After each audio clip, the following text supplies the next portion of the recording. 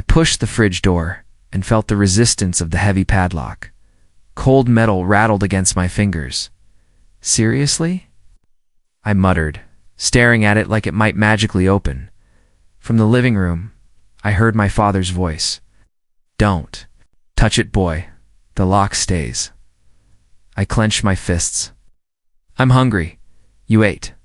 My mother replied sharply. You had scraps from dinner. Don't act dramatic, Scraps. My voice cracked. Chloe had a plate piled high and I got a spoon of rice and bones. Chloe's laugh cut through the hallway. Maybe if you weren't such a useless freeloader, you'd earn more than scraps. I turned toward her. She leaned against the wall, arms crossed, her long hair swinging as she smirked. Shut up, Chloe, or what? She taunted. Going to cry about it? Run to Daddy? My stomach growled loud enough to embarrass me.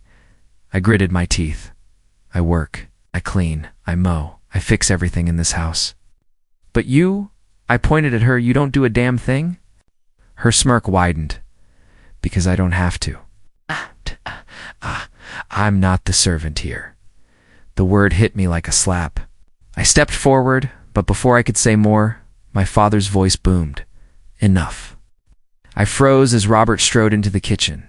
His broad shoulders casting a shadow over me. His glare was sharp, the kind that silenced me since childhood. You don't question the rules in my house. This isn't a rule, I shot back, my voice trembling. It's cruelty. He narrowed his eyes. Cruelty. You're lucky we let you stay under this roof. Without us, you'd be nothing. Just something. Hot burned inside me. I hated how my knees shook. I already am nothing, I whispered. What was that? Nothing. I lowered my head.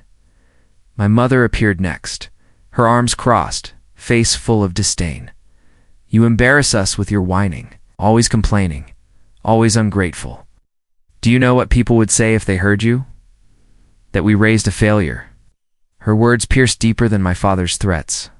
I never asked to be treated like this, I said quietly. You're 19, she snapped. You should be out there making us proud.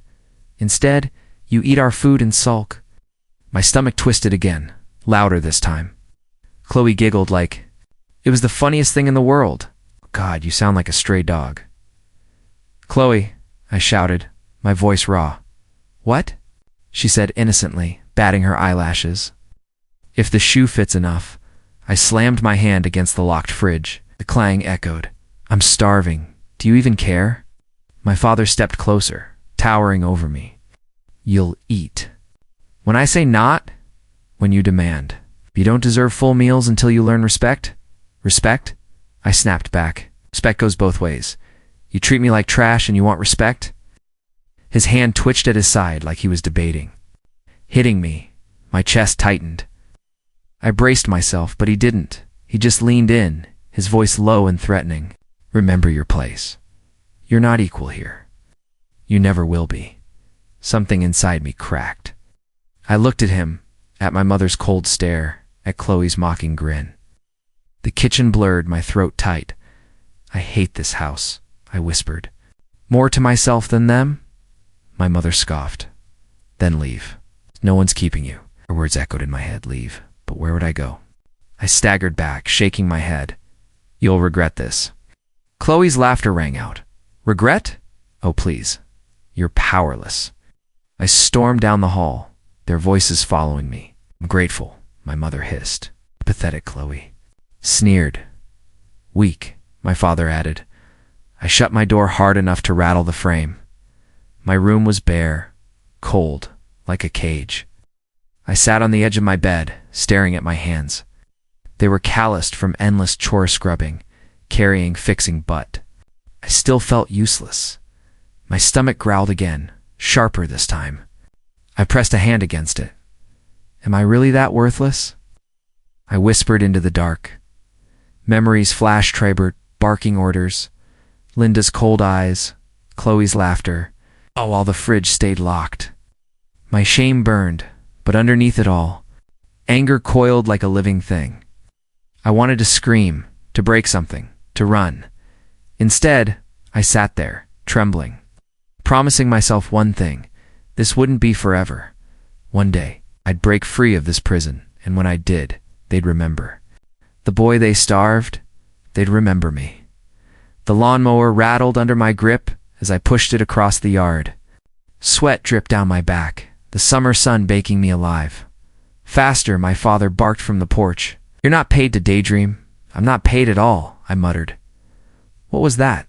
His voice cut sharp. "Nothing," I said quickly, teeth clenched. Chloe's laugh floated from the swing chair.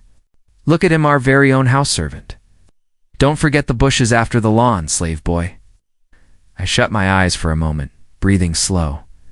"Stop calling me that." "Why?" she teased. "It suits you."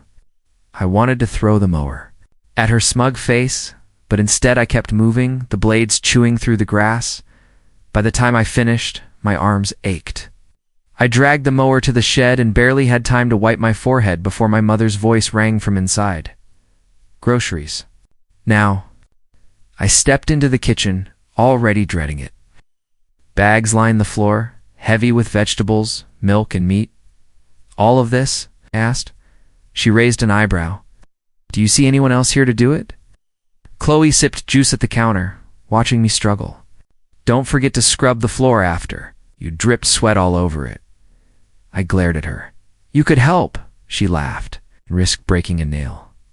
Not a chance. I carried the bags one by one, my arms burning. When I set the last one on the counter, my stomach growled. I glanced at the pack of bread. "Can I have some?" I asked carefully. My mother snapped the bag out of my hand. "Not until dinner." "I'm starving," I said. "You'll live." She shoved the bread into the fridge, locking it with the same heavy padlock as before. "Why even lock it?" "To teach you discipline," she replied coldly. "Or, to remind me I'm nothing," I whispered, her eyes narrowed. "Watch your mouth." My father's footsteps thundered down the hall. "What's going on here?" "He's whining again," my mother said. My father's glare burned into me. "You don't speak unless spoken to. Get back to work." I clenched my fists. "All I do is work." His tone turned dangerous. "Say that again." I swallowed the words, forcing myself silent. My humiliation hung heavy in the air. "Good," he said finally. "Now mop the floor." I grabbed the mop, my hands trembling. Chloe leaned back in her chair, grinning. "Maybe one day you'll be promoted to butler." My jaw tightened. "Shut up." She raised her brows mockingly. "Whoa. Scary." The mop squeaked across the tiles. Each stroke felt like a chain around my neck. My resentment boiled, but I forced it down. If I lashed out, I'd only give them another reason to crush me. Hours later, after finishing the last of my chores, I stumbled outside, needing air. My head spun from exhaustion. "Sweetheart?" Soft voice called. I turned to see Mrs. Jenkins standing at her gate, her gray hair tied back, eyes warm. "You look pale," she said. "Have you eaten?" I shook my head. "Not really," she sighed, disappearing into her house before returning with a small napkin bundle. "Here." I opened it to cookies. My throat tightened. I can't take these." "Don't be silly," she said firmly. "You need them more than I do." I took a bite, sweetness flooding my mouth. "Thank you," I whispered to her. Eyes softened. "You work so hard, dear. They shouldn't treat you this way." My chest ached. "It's fine. I'll survive." She touched my arm gently. "You deserve more than just survival." Her words echoed inside me as I finished the cookie. For the first time all day, I felt seen. But when I walked back inside, my father's voice cut the moment short. "Back already? Tomorrow, you'll scrub the garage." I bit my tongue, nodded, and headed to my room. In the silence, I made myself a promise. One day, I wouldn't be their servant. One day, these chains would break. The mop dripped dirty water as I leaned it against the wall. Midnight had already passed, but I was still cleaning. My arms felt like lead. I walked to the kitchen, stomach clawing for food. I reached for the fridge handle, cold steel. The lock clicked under my fingers. "Still sealed shut?" I whispered. "Not again." Behind me, my father's voice rumbled. "Step away." I spun. "I just want something to eat." "You'll eat at breakfast," he said flatly. My throat burned. That's hours away. All day. You made me clean the garage, mow the lawn, carry furniture. My mother appeared in the doorway, arms crossed. And you're still alive, aren't you? Be grateful you have a roof. Grateful? My voice cracked. For what? For scraps. For being treated like a dog. Her eyes narrowed. Watch your tone. I'm starving, I shouted. Why can't you understand? Because you don't deserve more, she snapped. My father stepped closer, towering over me. Ungrateful brat. Do you know what it costs to keep you here? I stared at him. Costs? I pay my own way. I work part-time, he chuckled. The sound sharp. Your wages? Family money. Every dollar you bring home belongs to us. My chest tightened. What, you heard me, he said. You think you've been saving? Fool. It all goes into this house. My hands trembled. So you've been stealing from me. He smirked. Call it payment for raising you. Something inside me snapped. My fists clenched until my nails dug into my skin. I hate you, I whispered. My mother gasped. How dare you? I hate all of you, I shouted louder. Every single day you break me down, starve me, treat me like trash, and now you tell me everything I earned is gone? Chloe's laugh rang out from the stairs. You should see your face. Priceless. I turned toward her. She dangled the fridge key between her fingers, swinging it back and forth, clicking. For this, give it to me, I growled. Say please, she teased, her grin cruel. Chloe, I warned. She held it higher. Maybe if you beg on your knees, I'll unlock it. Rage surged through me. You think this is funny? Watching me starve? Yes, she said simply. It's hilarious. Step forward, but my father blocked me. You don't touch. Her. She's waving the key in my face, I snapped. Because she can, he barked. She's earned her place, unlike you. My head spun. The room closed in on my locked fridge, mocking laughter, stolen wages. I whispered, I can't do this anymore. My mother sneered. What did you say? I can't live like this, I said louder. Not one more day. You'll live however we decide, my father thundered. No, I said firmly. Not anymore. Stepped closer, face red. Where will you go? You have nothing. Better nothing than this, I spat. My mother slapped the counter, furious. Ungrateful. We gave you life, and this is how you repay us. You didn't give me life, I shouted back. You stole it. Every choice, every dollar, every bite of food, you locked it all away. Chloe twirled the key once more, then slipped it into her pocket. Poor little servant boy. What will you do now? My vision blurred with anger. Voice came out low, steady, foreign even to me. I'll leave. Us.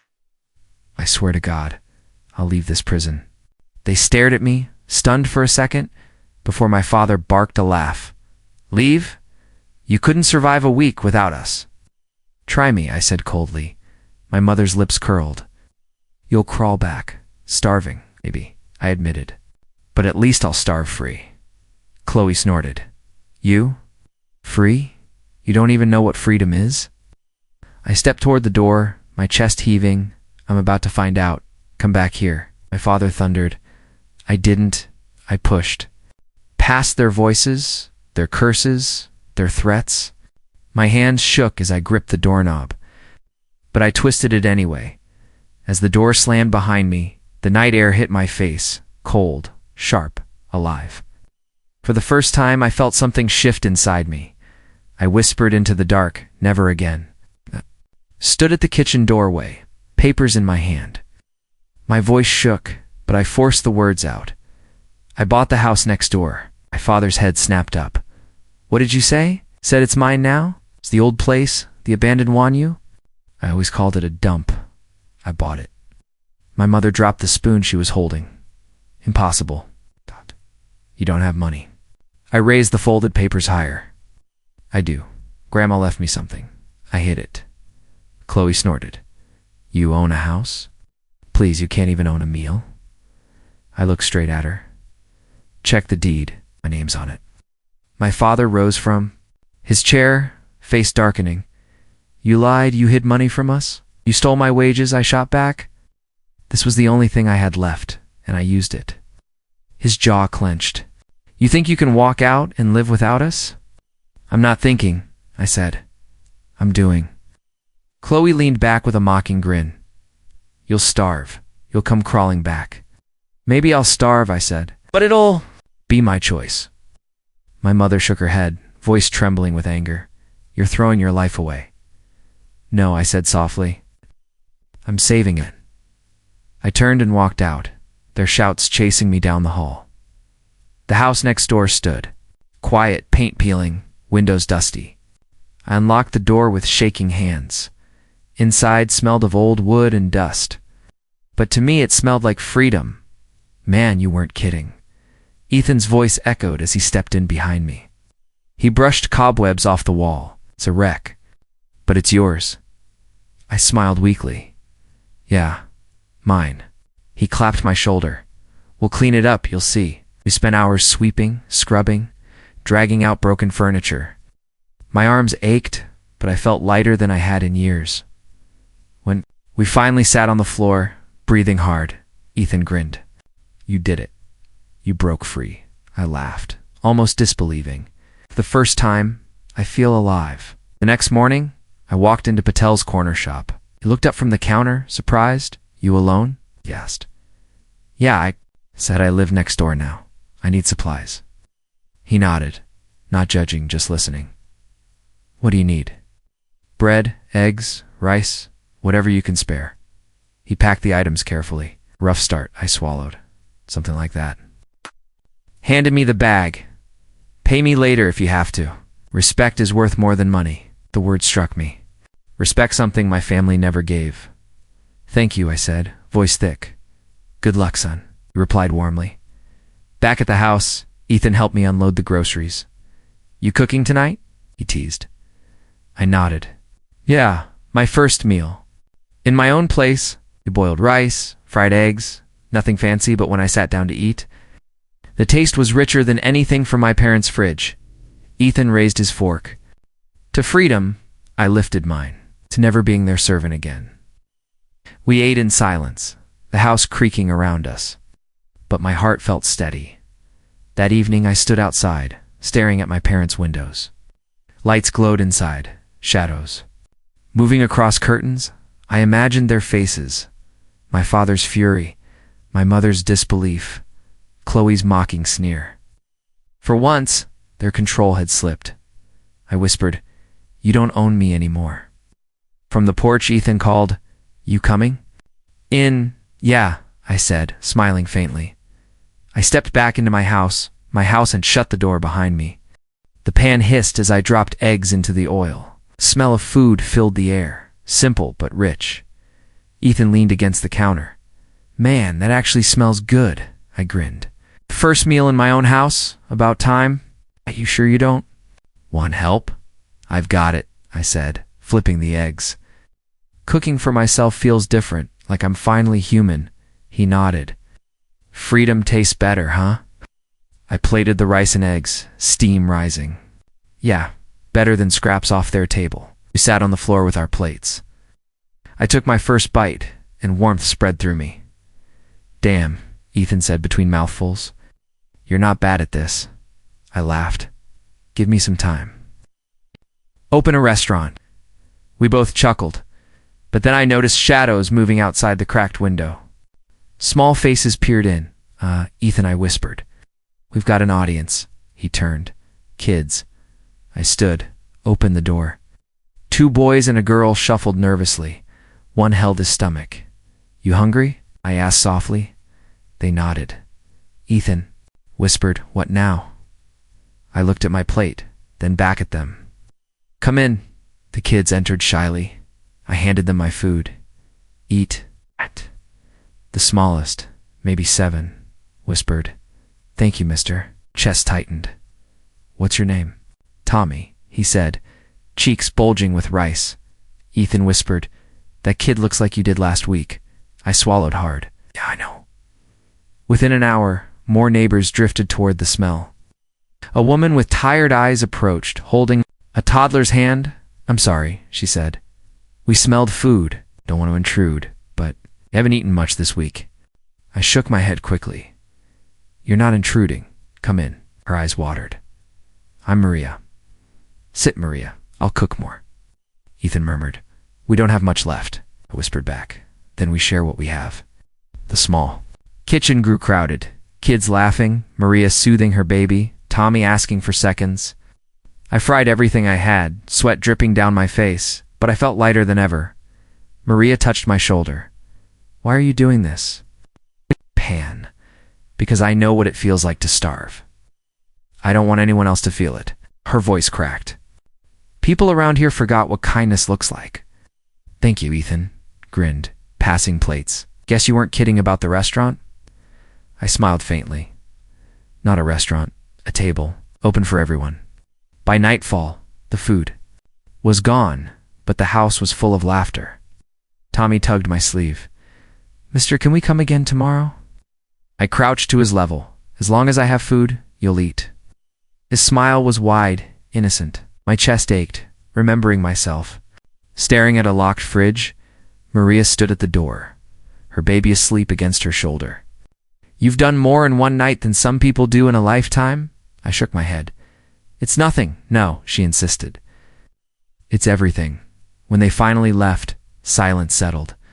Ethan dropped into a chair, exhausted. "You just fed half the block." I sat across from him, heart pounding. "Yeah, and tomorrow I'll do it again." He studied me. "You sure you can handle that?" I nodded. "They think I'll starve alone. Instead, I'll make sure no one around." "Me does." He smirked. "You're insane, but I like it." I leaned back, staring at the ceiling, my body tired but my spirit alive. This house isn't just mine anymore. It belongs to all of us. For the first time in my life, I felt proud. Not because I escaped my parents, but because I gave something they never could. Choice a meal. Hope. The knock at my door shook. The walls. Before I could answer, it burst open. My father stormed in, face red. Enough of this nonsense. I stood from the table where I'd been cutting vegetables. "What nonsense? Feeding people," he barked. "Wasting money? Making a fool of us." "It's my money," I said firmly. "My house, my food." My mother pushed in behind him, her lips curled. "You're not helping anyone. You're humiliating us. The neighbors are talking." I pointed toward the doorway where Maria stood. With her little boy, they're not humiliated. They're grateful. "Grateful?" she spat. "They're using you, laughing behind your back." Chloe appeared last, arms crossed, smirking. "Look at you, pretending to be a hero. You're pathetic." I clenched my fists. Pathetic was begging for scraps in your house. Here at least. "I give." My father's voice boomed. "Stop this now, or you'll regret it." "No," I said, steady this time. "I won't stop," pulling over me. "You think you're strong enough to stand against me?" "I don't need strength," I said. "I've got truth." Behind him, I noticed figures gathering, neighbors drifting toward the noise. Ethan moved to my side, arms folded. He's not alone anymore. Maria's voice shook, but held firm. "Your son feeds my child when no one else would. That's not shameful, it's noble." My mother snapped at her. "Stay out of family matters." "This isn't just family," Maria said. "It's community, and you're trying to crush it." Chloe rolled her eyes. "God, you all sound so dramatic. He's just playing house." Tommy tugged on my shirt. "You're not playing, right? You mean it?" I knelt down, looking him in the eye. "I mean it, Tommy. You'll always have food here." His smile was small but real. "Then you're better than them," my father growled. "Don't you dare." "Compare us to Ethan? Cut him off. Everyone already does." Words out. "People know how you treated him." The crowd outside murmured in agreement. Mrs. Jenkins' voice rose. "We've all seen it. Locked fridge. Endless chores. You starved your own son." My mother's face drained of color. "Lies," Mrs. Jenkins snapped. "We've watched for years." I straightened, voice clear. "You can't hide it anymore. They know." Chloe scoffed, though her smirk faltered. So what? You'll play charity forever. You'll burn out, maybe I admitted. But better to burn helping people than rot under your roof. Father's hand twitched at his side. For a moment, I thought he'd hit me. But then he froze, eyes darting to the people gathered outside. Ethan's voice was calm, but sharp. Careful, everyone's watching. The silence stretched, heavy. My father's jaw tightened. My mother looked away. Chloe chewed her lip, suddenly less sure of herself.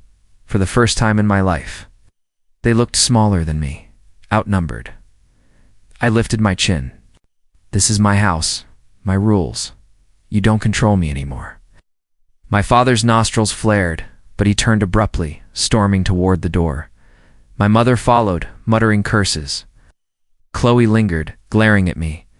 You'll regret this, she hissed. I met her glare without flinching, not half as much as you will. She spun on her heel, slamming the door behind her. The house felt lighter instantly.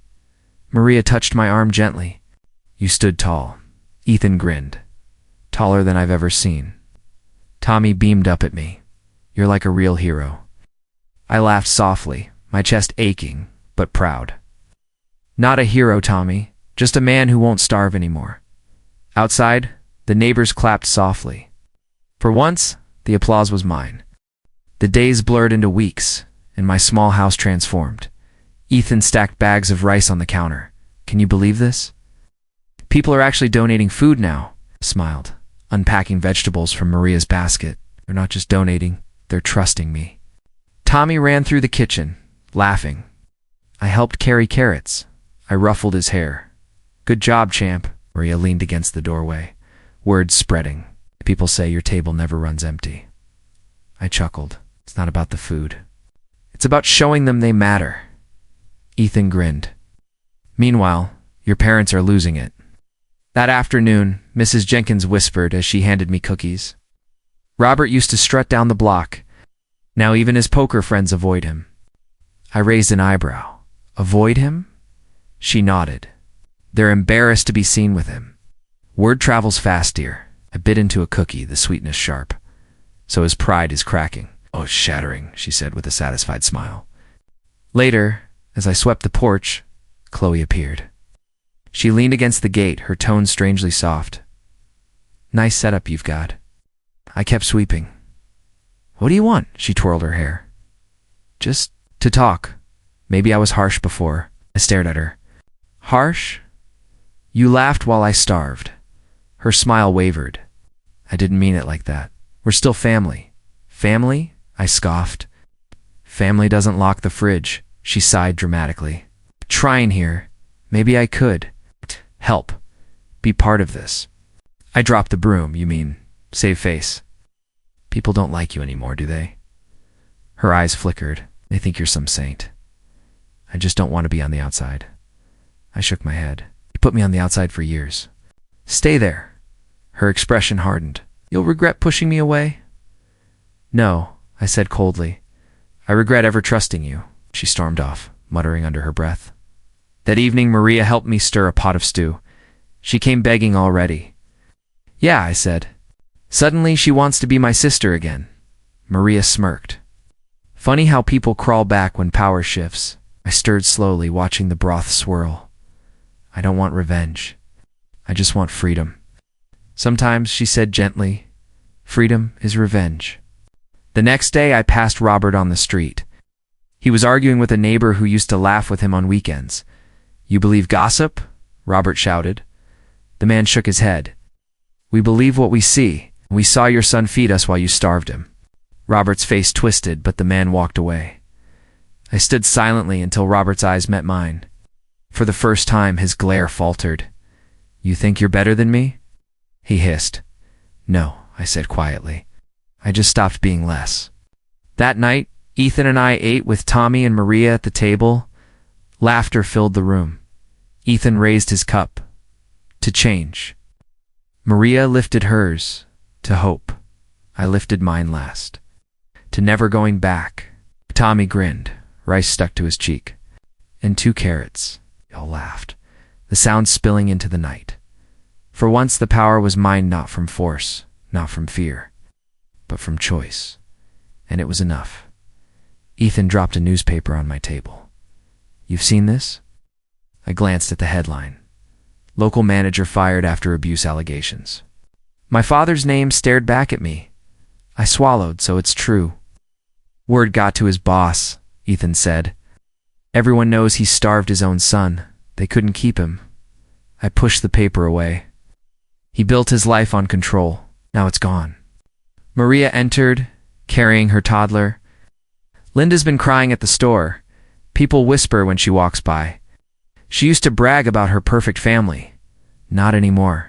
I sighed. "She still sees me as the shame, not the truth." "She can't hide from truth," Maria said gently. That evening, Chloe showed up at my gate. Her arms were crossed, but her voice trembled. "They hate me now. My friends won't even answer my texts." I stayed silent. She tried again. "They think you're some kind of hero. And me, they call me cruel." "You mocked me while I begged for food," I said. "What did you expect?" She flinched. "I didn't think it mattered that much." "It mattered," I said coldly. "More than you'll ever know." Her eyes welled, but she turned away. "Fine. Be proud of yourself. But one day, you'll realize you're still alone." She walked off before I could answer. Not long after, my parents came together. My father's shoulders slumped, his voice stripped of power. "We need to talk." I leaned against my doorway. "Go on." He avoided my eyes. "I lost my job. No one will hire me. They say I'm toxic." My mother added quickly. "People whisper about us everywhere. We can't show our faces." I folded my arms. "That's not my problem."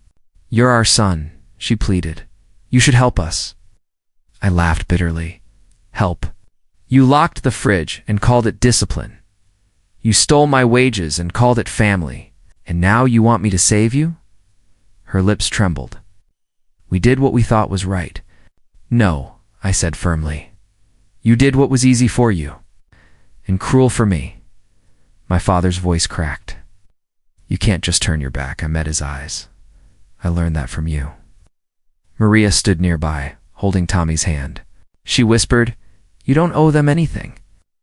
Tommy looked up at me. "They were mean to you, right?" I nodded softly. "Very mean," he frowned. "Then don't let them back in." His innocence hit harder than anger. My mother's voice rose, desperate. "You'll regret this. Family is everything." "Family is supposed to protect you," I said. "You taught me hunger, pain, and silence. That wasn't family, it was prison." My father clenched his fists, then let them drop. His voice was barely a whisper. "Please," for a heartbeat. I almost felt pity. It looked broken, stripped of power. But then memories rushed back, my stomach twisting with hunger. Chloe's laughter, their cold eyes. I shook my head. "I won't come back. Not now, not ever." My mother's face hardened, ungrateful to the end. "Call it what you want," I said. "I call it freedom." They turned and walked away slowly, smaller than I'd ever seen them. Ethan placed a hand on my shoulder. "That was rough." "Yeah," I whispered.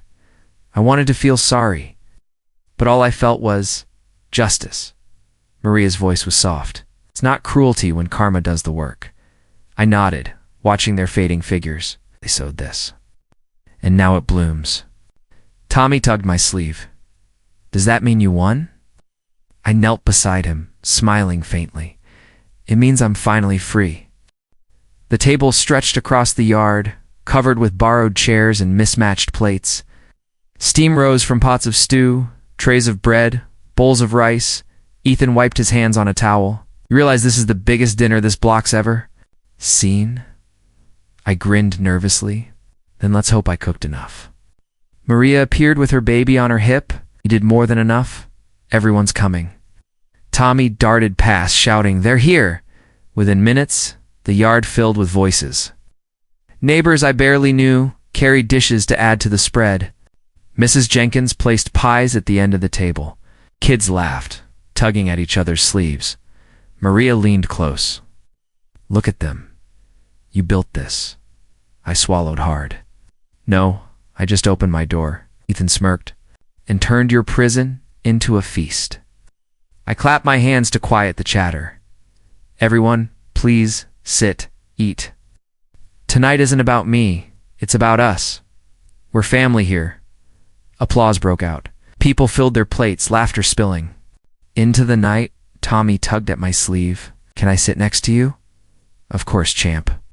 I pulled him close. He whispered, "This is the best day ever." I smiled, fighting the lump in my throat as I moved between tables. Neighbors spoke. "Bless you for this," one man said, shaking my hand. "You gave us hope," another woman whispered. Every word filled the cracks my parents had carved into me. Halfway through the meal, Ethan nudged me. "Don't look now." But they came. I turned. At the far end of the street, my parents stood with Chloe. They didn't step forward, just watched. My chest tightened. Maria noticed too. "Do you want me to send them away?" I shook my head slowly. "No, let them see." Robert's face was hard, unreadable. Linda's eyes darted over the tables, her lips pressed thin. Chloe's arms were folded, though her gaze lingered on. "The food," Ethan muttered.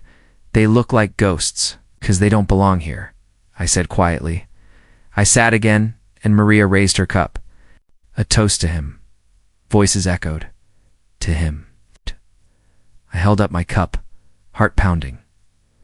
"No. To all of you. To us." Two, choosing each other when blood failed. Cheers erupted, cups clinked. Tommy giggled, spilling juice down his shirt. I laughed. "You're a mess. Worth it," he shouted, making everyone laugh louder. Out of the corner of my eye, I saw Chloe shift, almost stepping forward, but Robert's hand gripped her arm. They stayed in the shadows, uninvited. Maria whispered, "Do you feel sorry for them?" Stared at their silhouettes. I feel something. Pity, maybe. But not forgiveness. Ethan leaned close. "Good. They don't deserve this table." I nodded. "This table is for those who know hunger. For those who know pain and choose kindness anyway." As the night went on, music played from someone's old speaker. Kids danced. Adults clapped. Along. Chloe's voice carried faintly from the street. It should have been ours. Robert muttered something I couldn't hear. Linda wiped at her eyes, but no one invited them closer. Mrs. Jenkins tapped her glass. We used to whisper about that house, about the cruelty inside. But tonight, we whisper about this house, the kindness it holds. He gave us back our dignity. Applause thundered. I lowered my head, overwhelmed. Tommy shouted, "He's our hero." The cheer that followed nearly shook the walls. I excused myself, stepping a little away. The cool night air wrapped around me. I looked at the glow of the table, at neighbors, laughing, at children eating without fear. Behind them, my parents lingered in the dark, unwelcome, alone. I whispered to myself, I was once starving in their house. Now I feed a block. Maybe that's my revenge. Maybe it's my freedom. I turned back to the table and sat beside Tommy. He handed me a piece of bread with a grin. "Eat, mister. Cook too much to starve." I laughed, tears burning. My eyes, you're right. Tonight no one starves. For the first time, I wasn't hungry anymore. Not for food, not for approval, not for love from people who never gave it. I had found something better, a family of choice, a table of my own.